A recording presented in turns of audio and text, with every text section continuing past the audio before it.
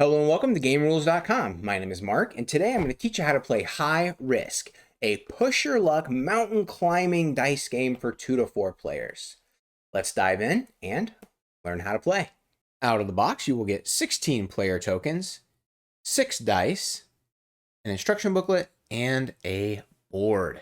Setup for the game depends on the player count. For a 2-player game, each player will have 4 game pieces. For a 3-player game, each player will have 3 pieces. And for a 4-player game, each player will have 2 pieces. To set up the game, place all of the pieces on the base camp space, which is here in the bottom left corner of the board, and then determine a player to go first and give that player all of the dice.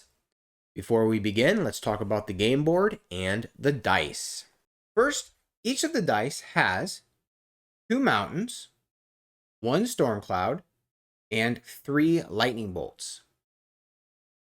Each mountain you roll will allow you to move your piece up the mountain 1 space. Storm clouds are neutral. They do not hurt you. They do not help you. They do nothing. And lightning bolts can actually cause you to fall under certain circumstances. The game board is made up of multiple spaces. First, we have the starting space. This is base camp, and it is essentially a safe space because if you're on the starting space, you cannot move any further down the mountain. Next, you'll see these bigger spaces with tents on them. These are called bivouacs, and they are essentially safety spaces. When a piece is on a bivouac, it cannot be knocked down the mountain. So you have 2 bivouacs at the beginning of the mountain, and you have 1 halfway up the mountain. If you have a piece on this bivouac that's halfway up the mountain, it is essentially safe. It cannot be knocked further down from there. However, there is a circumstance where you can fall from a bivouac, and we'll talk about that here in a little bit. Next, these 6 purple spaces are cliff spots. Only 1 piece may be on a cliff spot. And if you land on a cliff spot that is already holding a piece, you knock that piece down to the next available space, even if it's your own piece. Finally, at the very top, we have the summit. This is the end zone of the game. This is the finish line.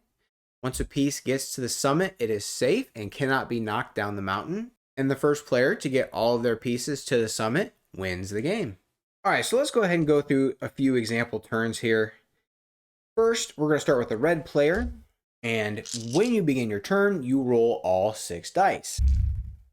Any mountains and storm clouds are set aside. At that point, you can choose to end your turn, or you can keep rolling.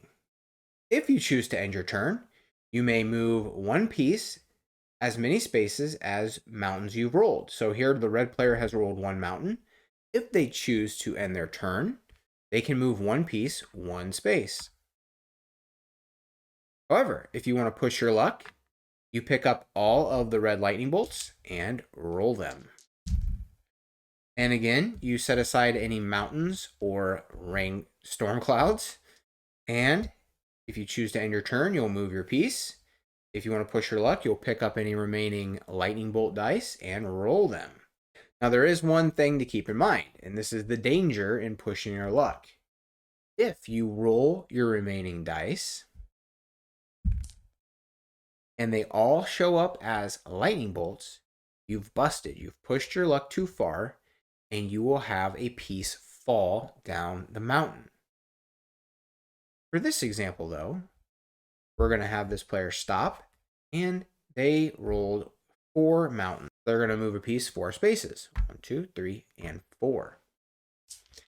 At that point, the dice are passed to the next player, and they take their turn. They set aside any mountains or storm clouds, and they can either end their turn or keep rolling. We're going to have them end their turn as well and move 3 spaces. 3. Yellow's turn. They got 1 mountain, and they got 5 lightning bolts. They're going to roll again. mountain and a storm cloud, 3 lightning bolts left. They will go ahead and move 2 spaces, 2, and it's green's first turn. Mountain, mountain, storm cloud, and they're going to re-roll. Mountain, mountain. When a player moves a piece, 1, 2, 3, 4, and it lands on a cliff spot that already has a piece on it, that piece is knocked down to the next open cliff spot or to the first bivouac it comes to. So in this case, red cannot go to the next cliff spot because it's occupied by blue.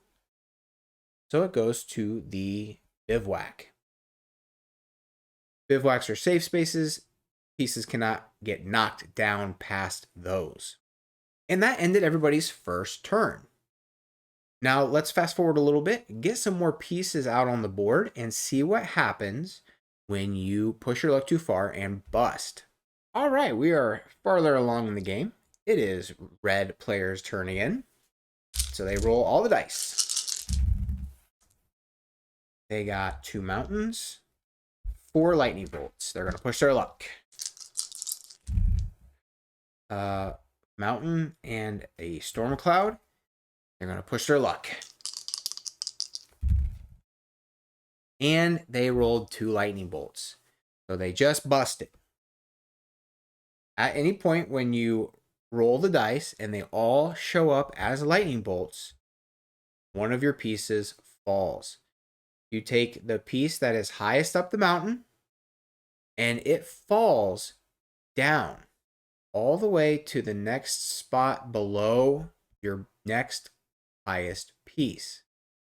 So in a 4-player game, you're only going to have 2 pieces out on the mountain. So this red piece would fall all the way down to this first bivouac. Let's see what a bust looks like for players that are on cliff spots. So let's say it is yellow's turn and they roll. They set aside 2 clouds and a mountain. They roll their 3 lightning bolts. They got another mountain. They roll their 2 lightning bolts.